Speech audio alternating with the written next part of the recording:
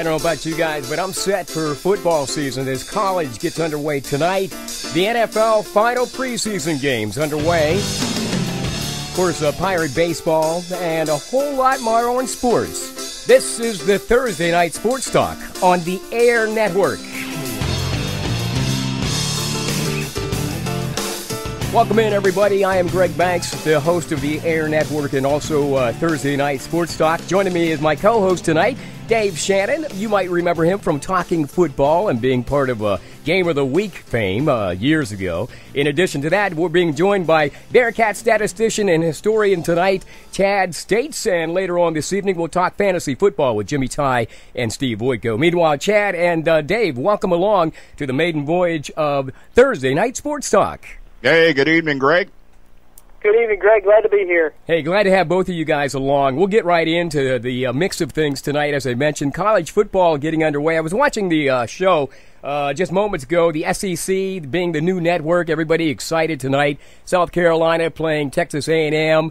In addition to that, preseason football, the final preseason game for the Pittsburgh Steelers tonight as they take on the Carolina Panthers. We'll talk more about that. But let's talk about baseball because, you know, we're getting into the heat of things. And, of course, being close to Pittsburgh, we all follow the Pittsburgh Pirates. And what a season they've had, kind of up and down. Any one of you guys can get the conversation started here on the Thursday Night Sports Talk. Go ahead. Well, it's going to be a big series coming up this weekend, Greg, when the Buccos host the Reds. Now, the one thing that's kind of interesting is how much the Reds fell apart because they had high expectations going into the season, and nobody expected the Milwaukee Brewers to do what they did, but there they are. They're at the top of the Central, and that's put Pittsburgh in kind of a squirrely position. Now, the Pirates did have a good weekend series against the Brewers last weekend. However, that was after a series and a stretch where they had that big 7-game losing streak. And that was a tough thing to watch. And really, I had pretty well thrown in the towel. But you know what? They're still hanging in there, aren't they, Chad? They are. And, you know, they're going to hang in there based on some injured players coming back, Dave. If you look about it during that 7-game stretch, they were missing their key cog. You know, let's face it, Andrew McCutchen, they're going to come and go as he does. And when he was out of the lineup nursing that rib injury, the Pirates kind of, you know, they caught fire for a little bit, but over the course of time, they're going to struggle without their leader, and I think that's what you saw. Now, McCutchen's injected back into the lineup. You got Garrett Cole coming back and pitching very well to front up that rotation that they've got. So the Pirates are starting to build some momentum as some of their injured players come back moving forward. This is a huge series for them. Cincinnati's, you know, one of those teams where they're completely beatable this year. Who would have thought that? I actually thought they might win the whole division, but Joe Votto being hurt and, you know, their starting rotation not really coming up to fruition like we thought it would, has kind of put a hindrance to Cincinnati. So, you know, they really need to get these wins this weekend to creep back up in there to get with and to hang with Milwaukee and with St. Louis. Hey, for the benefit of our listeners, where are the Pirates right now in standings, by the way? Well, they're still in third in the Central, and they're also third in the wild card race behind the Cardinals and San Francisco, and Atlanta's right behind them. Now, being said that this is a big weekend series, and you know what, Chad, with them being with the Reds being down this season, much more so than what people thought they would be. Boy, this would be a good statement series if they could sweep the Reds this weekend. It's going to be at PNC Park. So that makes it maybe even a little bit bigger. That's a statement series because, you know, they have Atlanta coming up and they're going to go to Atlanta after Atlanta kind of handed them their lunch in Pittsburgh. And which is okay because now if they can sweep the Reds, they're going to be in an opportunity when they play Atlanta to really take Atlanta out. So, obviously you look at certain points in the season, and because it hasn't been a dominating type season, these series here in September really have a lot of meaning. We'll see what happens here against the Reds, though. It's going to be big. It will be big, and you're right. This is huge. Gaining momentum into that Atlanta series is going to be key for the Pirates. It's also getting their lineup put together as well. You know, I kind of expected more offense out of the Pirates this year than what I'm seeing. You know, Pedro Alvarez, you know, quite frankly, has been a disappointment for the Pirates. not only offensively but also defensively, and move him over to first base. Maybe he'll get a little bit more comfortable over there. Maybe that's his spot where he can just kind of settle in and then let his offense come behind it. If they get him rolling, this is a very dangerous team come playoff time. And how do you guys view his problem? And what do you see his problem as being this season, by the way? It's all mental, Greg. I mean, the thing about throwing is in his head now, and he thinks about it every time. The way you play baseball is you react, and you have to have quick reactions, and you make it to the major leagues because you do. When you get to the point where you're starting to question yourself and or think about what you're doing, now we're talking fractions of seconds, but have you ever watched when they slow that down in super slow-mo at first base? How much of a fraction of a second difference it is between a runner being safe and being out. And that's where Pedro is. And to be honest with you, I think they should have taken advantage of the situation that they had a guy that had good headlines from last year. And I know there's a lot of Pedro fans out there, but to be honest with you, I would have tried to do something to maximize what you could get for him in return and make a trade. And with Josh Harrison, what a surprise, huh, Chad? Oh, absolutely right. He's one of those guys that he has a short memory, too. And in baseball, one of the things you've got to have is the ability to forget. And he does. He's got athleticism. He plays the game hard and smart every time he steps on the field. To your point with Pedro Alvarez, Dave, it is mental with him. This is a game that is not easy to play. I mean, let's figure the greats in baseball have a 70% failure rating at the plate.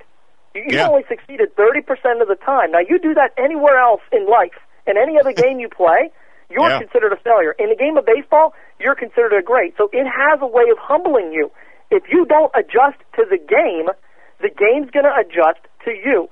And being able to pick that up at the major league level is key. I don't think Pedro's been able to adjust to the game as it has adjusted to him. It's a constant back and forth. It's a constant tweaking. How many of us have thought that Bryce Harper was going to be, the next great hitter in Major League Baseball? Well, guess what? He's batting .276 with 6 home runs this year. Why? Because the game of baseball humbled him. And we're kind of seeing that out of Pedro Alvarez. So, my question to him is he willing to make the necessary changes to modify his game to what the game's throwing at him right now? And this is Thursday Night Sports Talk. Go ahead, guys. Yeah. No, go ahead, Greg. Get some identification. Yeah, I was just going to mention Thursday Night Sports Talk on the airnetwork.net. You're listening to Chad States and Dave Shannon talking about Pittsburgh Pirate baseball as they head towards the playoffs, of course, into the heat of the season now. Coming up later, we'll talk some football, fantasy football. In addition to that, some race car, or I should say racing. But I wanted to make mention, you had mentioned a shining spot. And Chad, by the way, Dave, is a youth coach, baseball coach, Teener League there in the Huntingdon area. So he knows of what he talks about there. But Josh Harrison seems to be that bright light right now for the Buccos. And, when they first brought him in, they kind of used him all over the place. Where do you think his best position is, guys?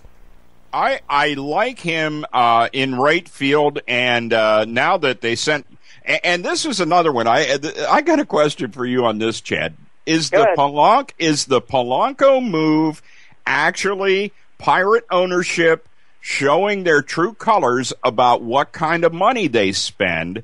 Because if Polanco stays up any much longer than what he already has, now he jumps into a different phase of his contract. And there's more money that needs to be paid. Is that what made that move? Because to be honest with you, he did have a higher batting average than Alvarez, and there were games where he seemed to be working through this problem where he has this little rough spot. Every young guy that comes up and he's at the plate for the first time, no one knows that much about him. They do know some about him based on what he's done in the minor leagues. But you can't know everything about a guy like that. You have to see him play in person and then see how the league pitches him and what his weak spots are. And boy, do they learn. They learn quick. The batters have that little maybe 1.5 to 2 month stretch where it's all fun. And then all of a sudden everyone knows where to pitch you And because it is Major League Baseball, they can throw it there every time as opposed to what may happen in the minor leagues. Well, here's what I saw with Polanco. I saw Polanco, to your point, Dave, come up in a 2-week stretch, maybe 3-week stretch, and just kind of light it up. You know, the batting average was up, the power was being illustrated. You saw great defensive play in the outfield, and then the game adjusted to him. This is a kid that I truly believe has never failed at any level of baseball up until Major League Baseball adjusting back to him. Huge success in the minor leagues. I'm sure before that he was a huge success, and now all of a sudden he's a little bit unsure of himself. As far as the strategy with the Pirates go, I think I would like to think that they sent him down just to get him a little bit seasoned, knowing he's coming back up. Let's not forget that here in September 1st, the rosters expand, so he's going to come back anyway. So, him going down to Syracuse just to kind of work on some things prior to him coming back onto the Pirates' expanded roster for the playoffs was going to happen regardless. Now, with Polanco was one of these guys that was offered big money with the Pirates here right before he came up.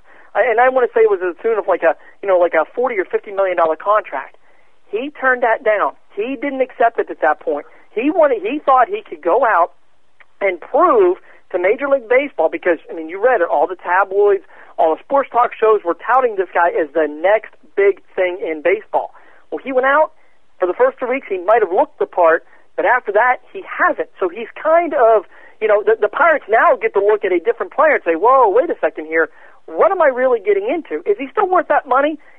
We'll wait and see here. But as far as what the Pirates did, sending him down, I think that was more just to get him seasoned for the stretch run, knowing they're going to bring him back here, actually now in a couple days.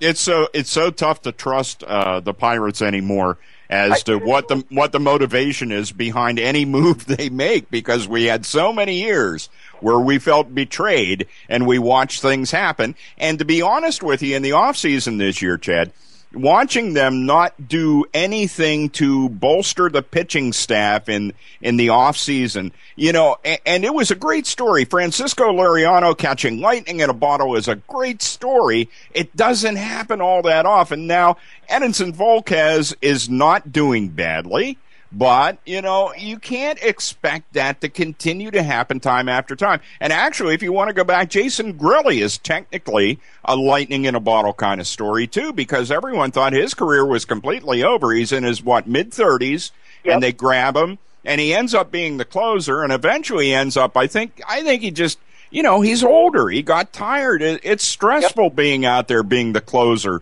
of every game. Go ahead.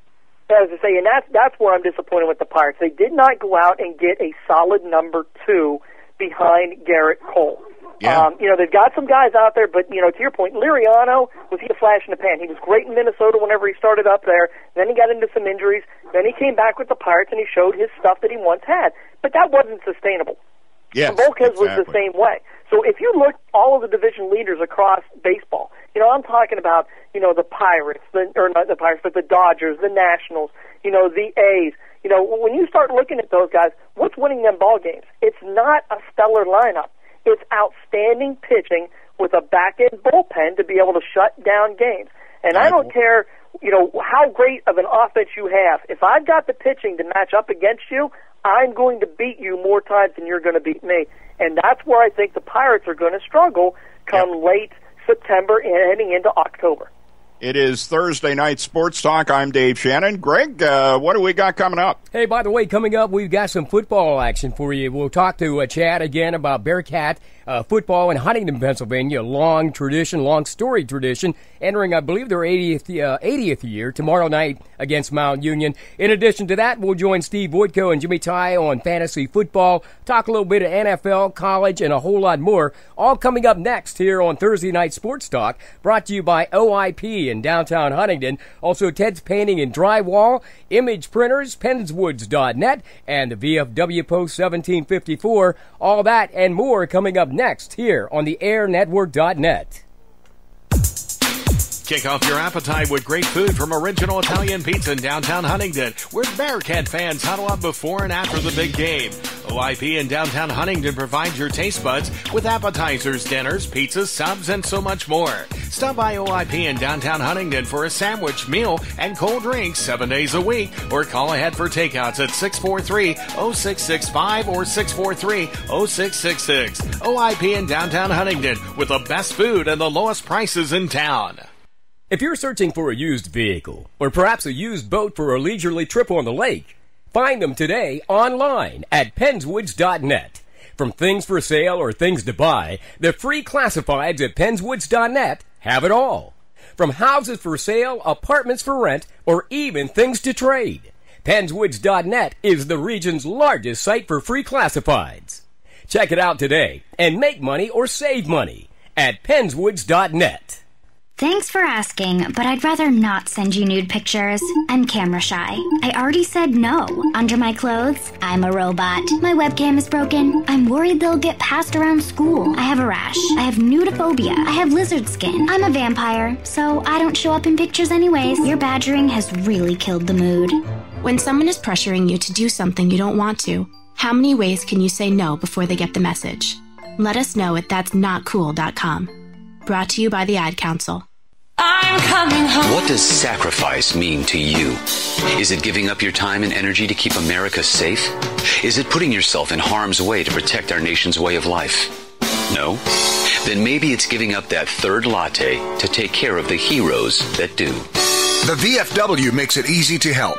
Just call 1-855-9-HELP-VET. That's 855-9-HELP-VET. The VFW. No one does more for veterans. This message brought to you by the Huntingdon VFW, Post 1754 on Penn Street. Hey, welcome back to the maiden voyage of Thursday Night Sports Talk on the airnetwork.net. Unfortunately, we will not be able to bring you the entire broadcast or the games of the Huntingdon Bearcats this year due to a lack of sponsors, but we will have live reports coming out of Huntingdon each and every week, of course, with our own statistician and historian and broadcaster, Chad States, who's on the line with us tonight. Also want to welcome in tonight Jimmy Tighe on the line and Steve Voytko. They'll be talking about fantasy football, guys, coming up in just a few moments. But Chad, tell us a little bit about the Bearcats this season. You and I saw them in scrimmage against Hollidaysburg, which is a huge squad last week. But Huntingdon looks a little small this year. They do look a little small, but that's typical for a Huntington football team. You know, anybody who's been around them, except for maybe a couple teams here speckled in the 70s, 80s, and 90s, most of our lines have been small. The thing that we've always hung our hat on in Huntington is they're athletic. They can move and they're smart. And that's exactly what we're going to get out of this football team for the Bearcats this year. In talking with Coach Hootie, he feels that they're a little bit ahead of schedule. These guys have put in a lot of good hard work during camp, but they still need work with the offensive line. They saw some good things in their first scrimmage, and they saw some good things in their second scrimmage against good teams. They went up against Central Cambria the first week and then against Hollidaysburg the second week. Going into Mount Union, which is a traditional rival for the Bearcats, this will be the 82nd meeting between the two squads. Coach Hootie seems to be pretty optimistic heading into that game. Well, tell us a little bit about why Mount Union could be a threat tomorrow night to the Bearcats. Mount Union will bring back 16 seniors on their ball club, led by quarterback Trayvon Walker. Those of us who got to see him last year know that this is a special football player. He completed 80 of 172 passes for 1,300 yards and 20 touchdowns. He is a very prototypical dual-threat quarterback. They like to run a pistol kind of spread offense. He is the ringmaster of the whole thing. His favorite target is his senior wide receiver, B.J. Lohner. Of those 20 touchdown passes that Walker threw, 10 of them went to this guy. Anybody who knows the Lohner name from Mount Union knows that equals speed. This guy can hit a second gear, and there's nobody in the area that's going to be able to catch him. That's going to be problematic for the Bearcats. They do return a good, solid nucleus on defense, especially with their linebackers and their secondaries, but this is an individual that can blow right through that at any point in time. He did it last year in the second half. It was a very close ball game. Huntington was actually leading with about 4 or 5 minutes to go. Trayvon Walker hit B.J. Lohner for a 46-yard touchdown pass, and the guy hit a gear that nobody could catch him. That's going to be Huntington's biggest concern come Friday night. And what well, that's one thing they say. You can't teach speed, Chad. And you that's cannot teach speed, and Mount Union has it in the key spots. Specifically, I mean, if you've got a quarterback at the high school level that can throw the ball well, which they do, and can also run out of the pocket, so now linebackers who might want to drop back into coverage now have to spy on him a little bit differently, that's a big threat, and that taxes your defense. Well, if you drop in a receiver that can beat everybody in the field, now what do? So Huntington's going to have to scheme a little bit. Mm-hmm. The good thing is Huntington's linebackers are extremely active, and they are extremely tough. Give us an idea of who led by three. Yeah, go ahead. What's that? Yeah, give us an idea. They are led by three returning starters, one of them being Logan Fisher, who played an outstanding job in linebacker last year, John Wagner, and also Jacob Oliver. And those around the Huntington area know who Jacob Oliver is. He was a 145-pound fourth-place state place winner at the AA wrestling championships last year. This guy is kind of like the Troy Polamalu to the Huntington defense. He throws his body up against anybody and doesn't care how you go down. You're just going to go down. I saw him take a double-leg takedown against the guy in a junior varsity game last year and got thrown for a 15-yard penalty, and he shrugged his shoulders and moved on. It didn't bother him one bit. So that toughness is going to be the key to what the Bearcats need to bring in getting to Walker early and fast and confusing him and making him think about other options. Chad, how tall is Walker? Walker is listed at 6'3", 205 pounds. So, in football, that's great size for a quarterback. Oh, yeah. Well, around here, it's even bigger than that. You typically don't see guys that big around here. And then, of course, you throw on the speed, and it just makes him that much more dangerous. According to the coaches down there, this is a group that is really trying to step up and build off of what they got last year. Mount Union it's really a real rebuilding type of program. It was maybe 4 or 5 years ago. They thought this program might be dead just because of the amount of people that they had coming out for it. Now there's kind of a resurgence down there, and you're starting to see that, led by 16 seniors on the team. And by the way, Huntington, is a fine tradition. We'll talk about another one in a moment. But Mount Union this year has a coaching staff made up of Huntington alums, right, Chad? They do. Their head coach, Matt Young, played for the Bearcats in the early 2000s. Their offensive coordinator, Bo Border, holds numerous records on the Bearcat list. He's also the second most prolific passer in Bearcat history. And Bo's dad, Wayne, who coached on the Huntington Bearcat staff and also played in the late 70s, are members of that team. So, this is a rivalry game, and then a little sum on top of that. Yeah, I know the Huntington staff is kind of looking at, those guys over there that, hey, I know those guys over there. And by the way, they also know you too. And we'll have some live reports with Chad tomorrow night, by the way, beginning around, I guess, about 7 o'clock as they get things kicked off in Mount Union. And, of course, every quarter thereafter here on the airnetwork.net. Meanwhile, it's Thursday Night Sports Talk. Want to welcome in Jimmy Tighe and Steve Voytko, some fantasy football fans. Guys, are you with us online? Yes, we are. All right. We are, yeah. Hey, Steve Voytko, you come from the Windber area. You know about tradition. Tomorrow night, Windber Ramblers are on the field. I believe this is their 100th year, correct? Yeah, that is correct. Yeah, they started the program back in 1914, have a couple of state championships on their resume back in the 1930s. But, they're celebrating the big 100th anniversary of the program tomorrow night against the arch rival, Conemaugh Township Indians. So they're having an alumni celebration beforehand, a big tailgate, so it's going to be a good celebration of Rambler football. That's such a great setting there too, Steve, to play those games where they do at the old racetrack, and it's just boy, it has such a great feel to it. And what's really good is the condition of the field. Although they keep it pretty good through the season, but at the beginning of the season, it seems like that is such a pristine football field. They do such a good job there to make that into a nice football field to play on, it looks like, at the beginning of the season. Yeah, Mac Rohall, the head coach of the football team, actually takes care of the field also. That's his day job. Talk about getting close to your job. Yeah, exactly. Yeah, and this is actually going to be the last year under the configuration as it is. They're going to do a renovation of the entire stands and everything there. So I think the coming years they're going to most likely use Richland's field while they're building. Exactly. Yeah. Yeah. Well, that's fans in the Windber area, get out there and make sure you get some pictures and get your enjoyment out of that facility the way it is for its final season, I guess. Yeah, and speaking of Richland High, actually from Richland is Jimmy Tighe on the line with us, and Jimmy's online along with Steve. Talk a little fantasy football. Jimmy, I guess draft season is underway now as we wind down the preseason. Tell us what's going on with the fantasy football draft this year. Well, with fantasy football, it's pretty huge around the country. I know I'm in two fantasy football leagues as we speak right now. One at where I used to work at Blue Ridge, News 13, and the other one just with a group of friends. And you can win a lot of money with fantasy football, like a lot of money. Is that why the NFL makes a big deal out of the fantasy football? I mean, it has nothing because the money doesn't go to the NFL, correct? No, I guess. I don't know. I just play just to win the money and just to have fun with my friends. Well, I wanted to bring you and Steve on primarily. Talk about some of the players that you guys will be drafting this year and why. Steve, if you want to jump in there, followed by Jimmy, go ahead. Yeah, I mean, if you're looking at your league, it depends on the scoring system you have. Usually the standard is when your quarterback will get 1 point for every 25 passing yards, or receiver will get 1 point for every 10 yards, and same with running backs.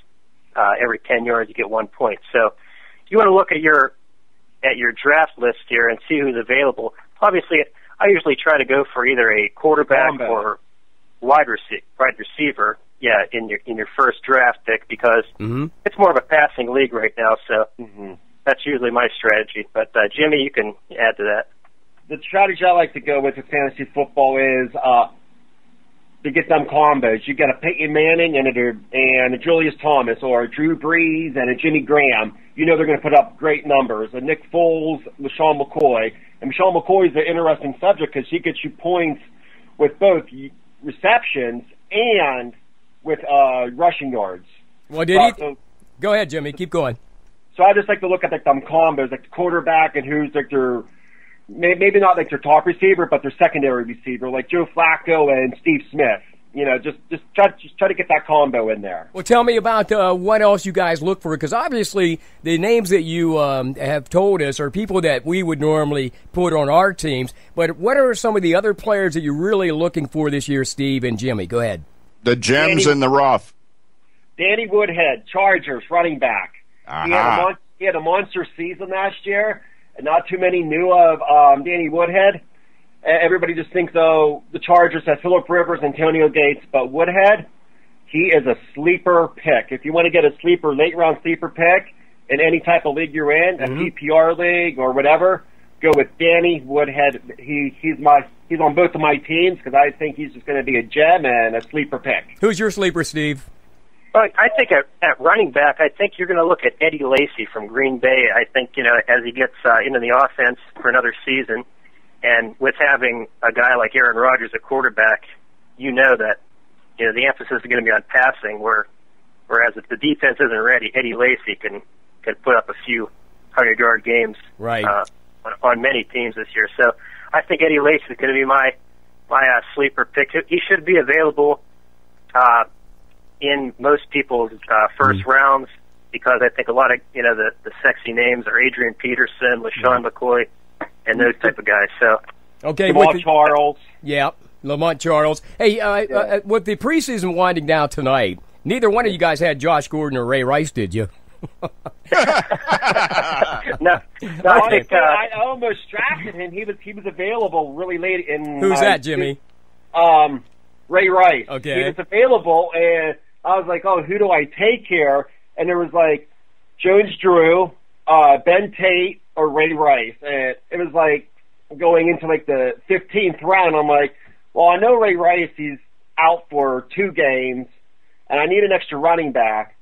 So I went on, I looked at depth charts, and that's the one thing I do when I draft. I always log online, and I look up all these stats, and I look at the depth chart. I'm like, well, it looks like Ben Tate, that guy looks like he's going to be another sleeper, and I'm going to take Ben Tate of the Browns. Who gives you all the information you need? Is it best to go in, like if I'd like to get involved in this, on Yahoo, ESPN? I mean, which site probably gives you the best in-depth information? Yeah, Yahoo has a lot of good information. Yahoo, ESPN.com, CBSSports.com. There's many different sites you can use for your leagues out there. But, I think just using one of the draft cheat sheets that they provide is your best bet. Okay. Mm-hmm. Hey, let me ask you this. Okay, so as we wind down preseason tonight with the Steelers and the Panthers, and we know Cam Newton won't be on the field at all tonight, when is the draft over? When do you have to have your picks in? By Thursday. They're usually done before like the first game, which is going to be this Thursday coming up next Thursday. Next Thursday, yeah, a week from tonight.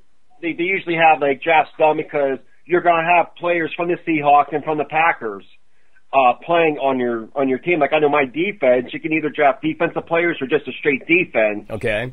In my one league, I drafted a couple defensive players. In the News 13 league I'm in, I just have a defense, and my defense happened to be the Seahawks. So, drafts are usually done by the first game of the NFL season. All right. Well, for both of you, I have a quick question. One of the things, and I think Steve, or it might have been you, Jimmy, we're talking about having that backup quarterback. Yeah. What guys do you see out there that are that type of person that you want to have that maybe even would turn into a starter just because there's the preseason and the way it's setting up, but as the season rolls along, this might be the guy that steps in and leads a team over the course of a season? Jay Cutler of the Bears. That would be my backup. Jay Cutler, or call me crazy, I can see a player like E.J. Manuel of the Buffalo Bills. You're crazy, Jimmy. He said call me crazy. Hey, listen, Steve, who do you have as your backup? Well, I tell you what, I think if you can get him, which, most likely you won't get him as a backup, but Nick Foles, I think he's going to be a guy that's going to be pretty coveted in the first round of these drafts. Well, that's Jimmy's starter, I think. Isn't it, Jimmy? Nick Foles? That's my starter. Nick Foles is my starter.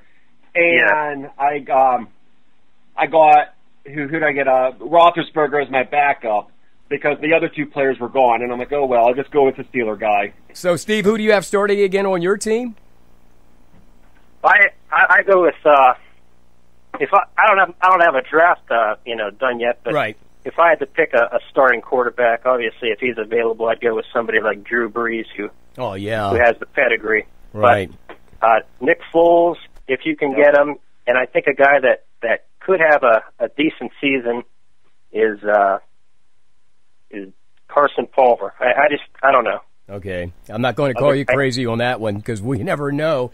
But it's Thursday Night Sports Talk on the airnetwork.net. Steve and Jimmy giving us information on fantasy football. Also joining us, we've got Dave Shannon, the co-host, and Chad States. Hang on the line, guys, because let's talk about the NFL and some news that just came out of Goodell's office today. In addition to our high hopes, we hope, at least for the Pittsburgh Steelers. Stick around. It's Thursday Night Sports Talk on the airnetwork.net. Restore the luster of your home or business now by calling Ted's Painting and Drywall at 814-641-0479. Ted's Painting and Drywall does quality exterior and interior painting, staining, faux finishing, trim work, and wall repair. Plus, Ted's Painting and Drywall can remove wallpaper and finish drywall for one room or the whole house.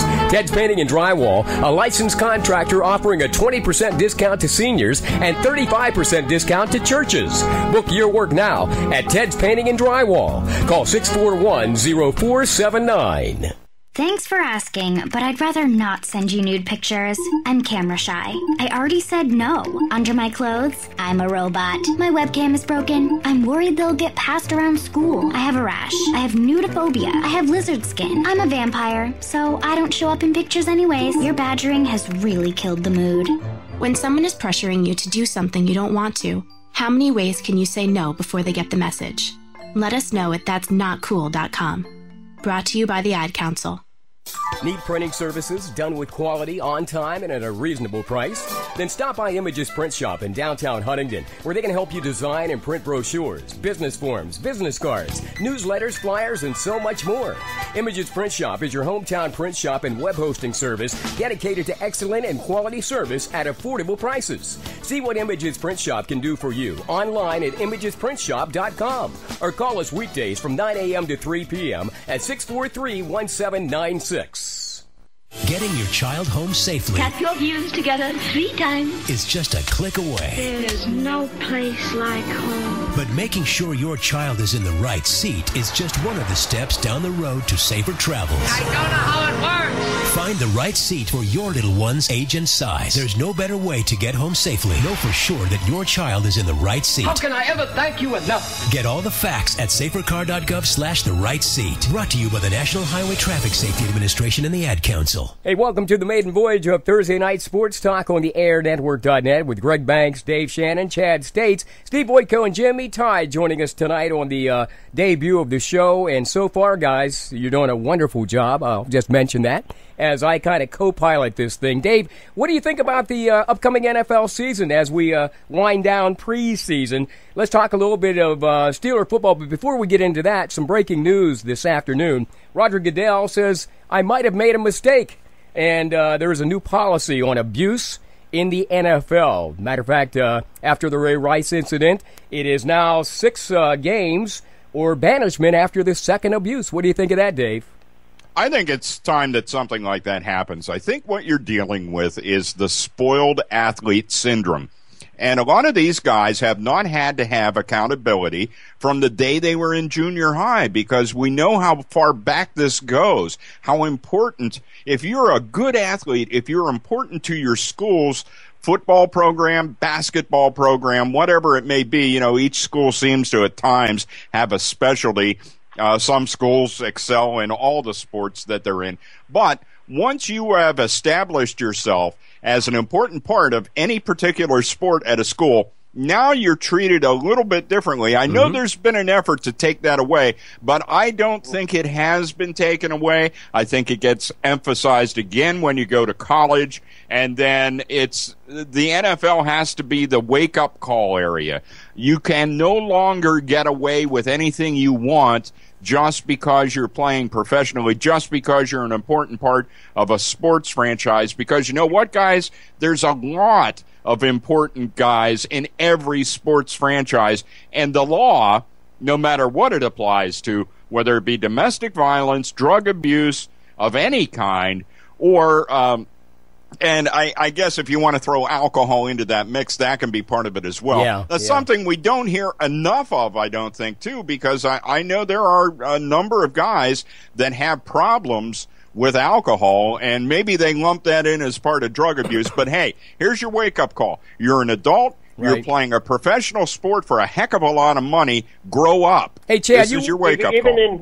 Greg, whenever you talk about that issue, Greg, Look what happened with the University of Oklahoma. They had a 5-star recruit running back who came in, who pushed a female on campus, and this 5-star recruit gets suspended for the whole season. Oh, yeah. Oklahoma did it right the first time. The NFL did it wrong, and then they're like, uh-oh. It's a backlash now, you know. The good thing is Oklahoma did it right. You can't rely on the NCAA to do that. The NCAA as a governing body can't be trusted to begin with. And in fact, I think that's why some of these guys have a sense of entitlement coming out. I mean, let's look at Le'Veon Bell. What did he say after he got busted? I didn't realize that I could get busted for driving drunk while, smoked up. Well, it's called driving under the influence. So, these guys coming out of college, unless a university cracks down on them, you're not relying on the NCAA to provide them with any guidance because nobody knows how the NCAA is going to roll. Well, didn't we see that kind of happen last year at the beginning of the season, kind of like with Hernandez, when people actually knew what this guy's background was, even at Miami, and here he gets into the NFL, and he gets a contract extension to boot before all this hits the fan.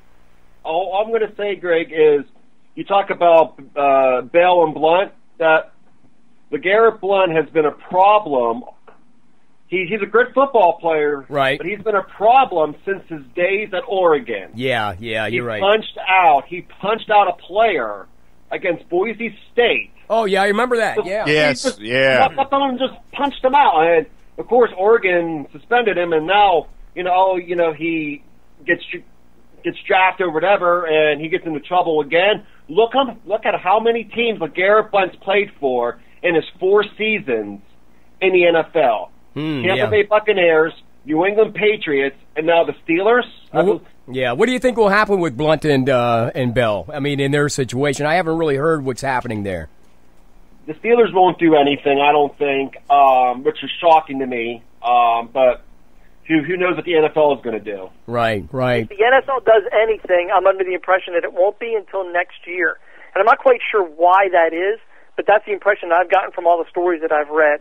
There have been a couple news flashes with the Steelers to say we might do something, but I'm intending to agree here that might and do are 2 different things, and I think you're going to see them start come Sunday. Hey, Chad and Steve, Dave touched on something really interesting. Since both of you work youth leagues rather regularly over in Chad's case, over 20 years, and Steve, yours over a decade, have you seen a kid that they've handled with kid gloves, and just go the wrong path because he sort of has that feeling that he's entitled because he's a high school star? Yes, in all honesty, I have. It doesn't do the kid any service moving forward. Now, thankfully, I'm glad to say that I haven't seen that at the Huntingdon area, but I have seen it in other, when I've traveled around to, see some of these different high schools that have played, you definitely see that. And again, the kid, it doesn't get any better because of it. I'm always thinking this starts like in Pee Wee football or these youth leagues, Sure, it does. There's no doubt about that.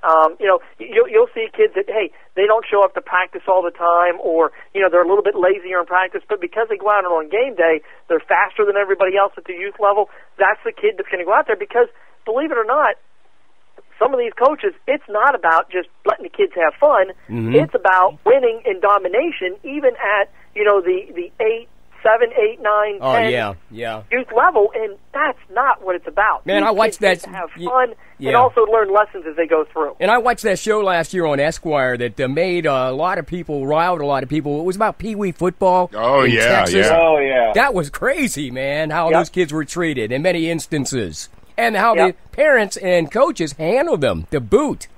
It's Thursday Night Sports Talk on the AirNetwork.net. Greg Banks along with Dave Shannon. Chat stage, Jimmy Tighe and Steve Voytko. Steve, I'm going to give you the first crack at the Steelers season this year, and then we'll just go round robin. What do you think the Steelers have for us? Are we going to do better than are we actually going to do some playoff football this year? Well, I would certainly hope so. Before the season starts, I have them going at 11-5 after the back-to-back 8-8 seasons. I think that the fact that you think you have some stability in the backfield with Le'Veon Bell and LeGarrette Blount, and we'll have to see how the disciplinary thing goes, if they get suspended for the first game against the Browns, or if one gets suspended against the Browns and then the Ravens. We'll see about that. But I think that the offense should be pretty explosive. I think, Ben Roethlisberger, he's had a typical preseason for him, nothing too flashy. It's one of those things where they haven't really showed their entire playbook. But the defense is going to be the question for me.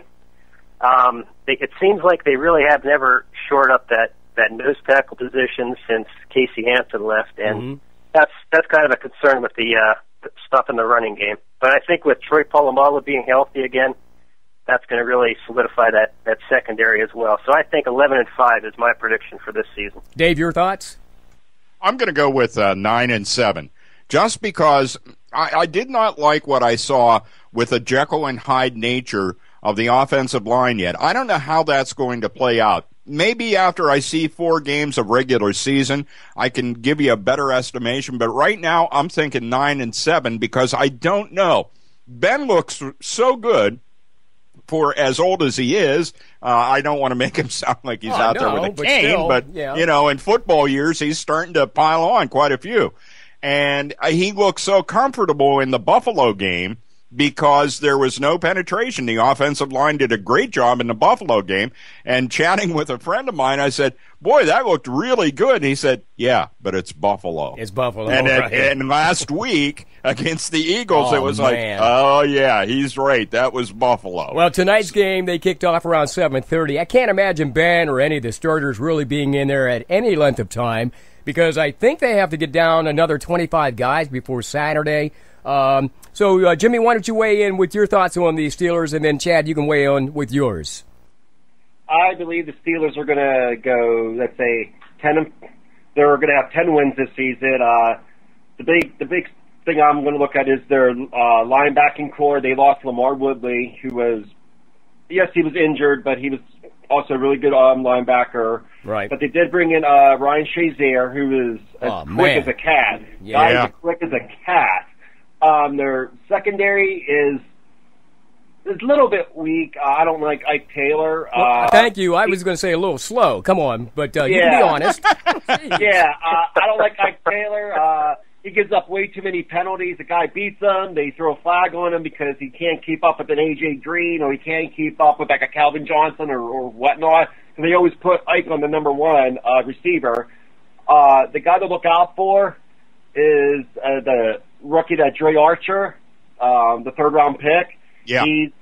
He'll get some good kickoff returns, some good punt returns. Like I said before, their offensive line is the best it's ever been. So yeah. I'll look at them to make the playoffs, but not go to the Super Bowl. So you think special teams is going to be in pretty good shape this year as well, then? Yeah. Huh? Okay. Yeah, you have Archer and you have Antonio Brown back and Hayward Bay. All right. This Thursday night sports talk on the airnetwork.net. Chad Smith, Chad, why don't you weigh in your prediction on the Steelers and what you think the outcome is this year? I look at it. I'm agreeing with Dave. I think this is a 9-7 year, and I'm even closer, maybe towards an 8-8. Guys, I don't have any faith in that secondary at all. Polamalu's back, but Polamalu is a modified linebacker who's playing safety. The corners, that's what scares me on this team, and they got exposed in the Philadelphia game. Ike Taylor is aged. He's had some good years, but he has to be the cornerstone of those cornerbacks, and I don't know if he can get it done. I don't really know anybody on the other side that's going to be able to get it done either. And this is a passing league in the NFL. So as many points as I think the offense has the ability to put up, they're going to have to because I just don't think the defense is there. And that's odd to say about a Pittsburgh Steelers team. I mean, how many of us have really ever said, hey, the defense is a question mark going into the season, and the offense is far superior to what it is? But that ends up being the case. So, I'm more along the lines of 9-7, but if they get to 8-8, I would not be shocked standing here. Well, let me ask you this, though, and I'll kind of throw this out for everybody to chime in. Do you think Troy's last year is this year, or does he have still some smoke in his wings? Depends. Go ahead. I'll say that Troy might have 3 more years left to play. And when he's done with this contract, he's over. I think he's done after this year and next year. Yeah, I think he's one injury away. Yep. And let's face it, when you throw your body around like he does at this point in time, he's one injury away from being done, and that can happen in game 1. You just don't recover from injuries whenever you get older as quickly as you did when you're 25. So I think you're looking at this year, maybe next year. Steve? Yeah, I would agree with that, too. I think maybe 1 or 2 more years just to the fact of the injury past he's had and the way he plays the position. I mean, he goes out with a reckless abandon. So hopefully this year they can alleviate that with bringing in Mike Mitchell. I mean, I don't know if it's going to be the answer, but yeah, they just need to protect him all they can this year and see if they can get through the season without him banged up. I'll tell you, the one thing about it is if you take him away from that in any way, shape, or form, if you get into his head or you try to change the defense, that's the only way he actually doesn't look good if you don't let him play, like you say, Steve, with reckless abandon, because he's done that all his career, college, pro, and that's the way he plays the game. Don't try to tell him to play it any other way. If you get hurt, you get hurt. Yeah. He's made a few dollars. Well, my feeling is, Dave, and this is just my personal feeling, like I do believe because he is such a good man that he will just shut it down in the next year or two just so he can take care of his family. I mean, he's got enough money. You know what I mean? And I think he'll know exactly when it's time to leave. He's not going to leave like Derek Jeter at 40. He's going to leave probably in his mid-30s and walk away and probably do some coaching, or he's been actually working out with a lot of players, younger players. So I think that's what he'll do. He'll continue that path after his career, and I believe this could be it. That's just my feeling. Well, hey, I'm sorry, Dave. Yeah, that's okay, Jimmy. I was going to say, in football years, he's in his 70s right now. Oh, yeah, he is. Absolutely right. You could play the game of baseball a lot longer than you're going to play a lot of other sports out there. Oh, yeah, look at Big Papi, man. Yep. You know, there's a good example. To go in Major League Baseball. Yeah, he is. Let me be the Duncan of the DH. Spurs, he's 38. Yeah. You know? Yeah. Hey, well, listen, I was on Facebook earlier this evening. By the way, those of you listening, Thursday Night Sports Talk on the airnetwork.net. You can check us out on Facebook. Let's see what else we have here. We've got Twitter, and we got this LinkedIn. You ever been on that, Dave? That LinkedIn? Whatever that thing is. Oh, yeah. LinkedIn like is a business great thing, though. Yeah, it's a pretty good resource to. One of the things you had mentioned that I've been with St. Francis for all those years, and I still keep up with some of the ladies from the women's basketball team and how they're doing because I got closer to them than any other team on campus, traveling with them and all. And it's kind of neat to see how they're doing now because basketball's over and there aren't a whole lot of opportunities WNBA wise. No. And so, although, you know what? A couple of the ladies from the Red Flash had mentions. There were some people that came and scouted them silently over the course of time. So it's not out of the realm of possibility, but it is, the talent that's up there at the WNBA is really something to watch. Well, there are several ways you can hit us up on the Thursday Night Sports Talk Show. You can also email us at greg@theairnetwork.net. That's greg@theairnetwork.net. Well, for Chad, Jimmy, and Steve, I appreciate you guys jumping on with us on our maiden voyage. Chad, we look forward to the reports tomorrow night, live from Mount Union, as the Bearcats get ready to face the Mount Union Trojans in what should be a whale of a football season for the Huntingdon Bearcats, right? It should be, absolutely. All right, looking forward to it, guys. Again, thank you very much. Dave, stick around as we get ready to wrap up this edition of Thursday Night Sports Talk here on the airnetwork.net. We'll be back with more information for you coming up next. Stick around. Today in school, I learned a lot. In chemistry, I learned that no one likes me. In English, I learned that I'm disgusting. And in physics, I learned that I'm a loser. Today in school, I learned that I'm ugly and useless. And in gym, I learned that I'm pathetic and a joke. In history, I learned that I'm trash. Today in school, I learned that I have no friends. In biology, in English, I learned that I make people sick. And at lunch, I learned that I sit on my own because I smell. In chemistry, I learned that no one likes me. In biology, I learned that I'm fat and stupid. And in math, I learned that I'm trash. The only thing I didn't learn in school today? The only thing I didn't learn today? The only thing I didn't learn? Is why no one ever helps. Kids witness bullying every day. They want to help, but they don't know how. Teach them how to stop bullying and be more than a bystander at stopbullying.gov. A message from the Ad Council. If you're searching for a used vehicle, or perhaps a used boat for a leisurely trip on the lake, find them today online at penswoods.net. From things for sale or things to buy, the free classifieds at penswoods.net have it all. From houses for sale, apartments for rent, or even things to trade. penswoods.net is the region's largest site for free classifieds. Check it out today and make money or save money at penswoods.net. You are a waste, a loser. Everyone hates you. Why don't you just stay in your car and keep driving? I'm serious. Drive until you run out of gas, then get out of your car and walk until you find someone who doesn't think you're dumber than bricks. Could take a while, but at least all that walking might burn a couple of calories. You may not witness bullying like this every day. Your kids do. They want to help, but they don't know how. Visit stopbullying.gov to learn safe, simple ways your child can help stop bullying. Be more than a bystander at stopbullying.gov. A message from the Ad Council. Hey, welcome back to Thursday Night Sports Talk on the airnetwork.net with Greg Banks and Dave Shannon. Hey, I want to thank again Chad States from Huntingdon, along with Jimmy Tighe from Richland, and Steve Voytko from Windward joining us tonight on the maiden voyage. Going so far, so good, Dave. What do you think? Yeah, those obviously we had three very knowledgeable guests there about any number of facets of sports, and I didn't get to use my big line, which I could have when we talked about the Steelers, and that was, quite frankly, I'm looking forward to the Penguins. So. And we will talk about the Penguins when that season approaches, so stick around for that. Speaking of which, though, closer to home, Penn State in Ireland, opening up their football season on Saturday morning at 8:30 a.m. our time against UCF. Now, this is a game that I understand was put together during the O'Brien era, along with O'Leary. So you had O'Brien, O'Leary, and they wanted to bring them to Ireland, and, of course, O'Brien left. So, James Franklin, first time out, what do you think how that's going to work out against UCF on Saturday? I think they do well. I think Coach Franklin did not have the success he had at Vanderbilt for no reason. He's carried himself well. He knows how to work the media. He is really good at that.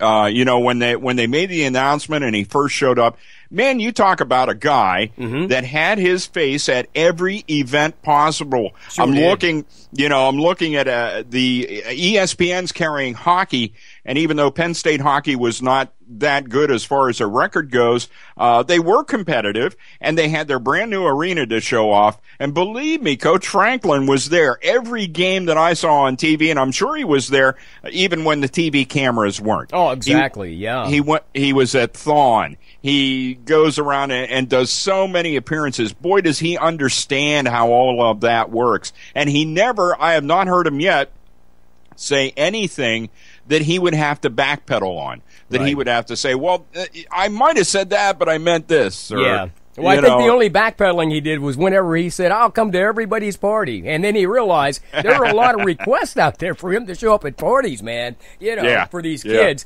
But one thing he did say, he wanted to see the house packed, 107,000 every Saturday. I keep hearing that commercial, and I truly believe, obviously we all would like to see that, but it ain't going to happen every Saturday. I'm sorry. What do you feel about that?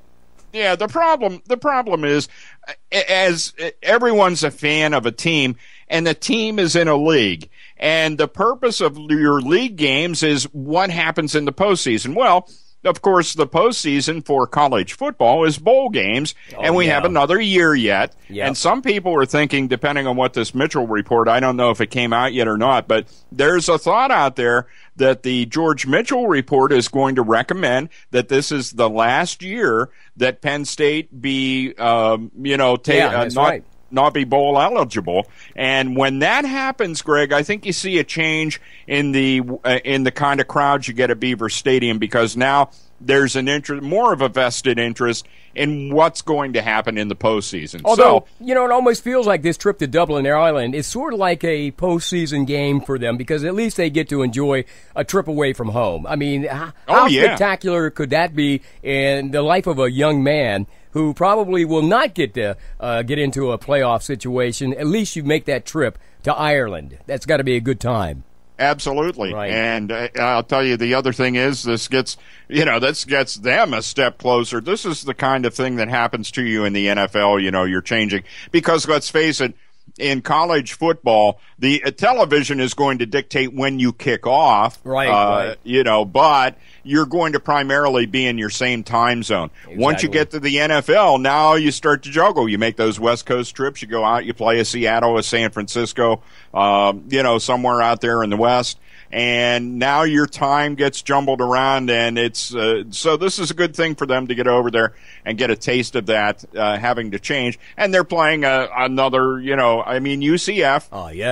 In certain years has been known to really give Penn State a really good football game, and so it'll be a good start for them. But that all being said, I think that Coach Franklin is going to be there. He may be the next really long-term coach, because in seeing him make the move from Vanderbilt to Penn State, that tells me that he is really into the college game. Right. He is a Pennsylvania guy, and he may end up staying at Penn State for a long period of time. That's what I'm looking for out of Coach Franklin.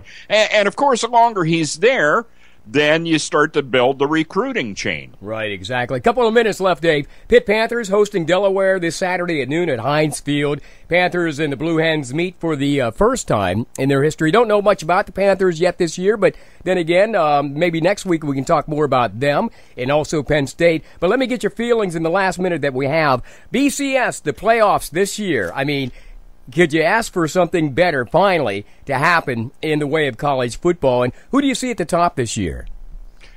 Well, I'll tell you what, it's just, and I hate to be a bandwagon rider, but, Alabama and, what's going on down there, I mean, that's just a juggernaut, and I don't see any mistakes. I don't see Saban making mistakes of, recruiting violations, doing anything stupid, and boy, they're just built to be there for the long haul. Well, do you see Jameis Winston and Florida State perhaps emerging again, and maybe Winston winning his second Heisman? I mean, there's a lot of talk about them being at the top this year. Yeah, it's going to be interesting to see if Winston, how much he's affected by things. There were games, and I don't know. I watched him some games. He was just unbelievable. His pocket sense and pocket presence was amazing. Right. And then I'm trying to think whether it was whether LSU or which game I remember, but they brought so much pressure on him that he was now a completely different quarterback, and I did not expect that. I thought it was just he was that talented, and it didn't matter what was going on. He was going to be good. By the way, Carolina 3, Steelers nothing right now. First quarter, 4:28 left to go. Oh, it's early yet, man. Hey, Dave, it's been my pleasure again, man, hooking up with you here on the airnetwork.net. Let's do it again next week. Huh? Always good. Yeah, we'll catch you next Thursday. I want to then thank Dave Shannon, also our guest, Chad States, Jimmy Tighe, and Steve Voytko, being on the maiden voyage of Thursday Night Sports Talk every Thursday night at 7 here on the airnetwork.net. Enjoy your Labor Day. Enjoy football. We'll see you back here next week. Thank you.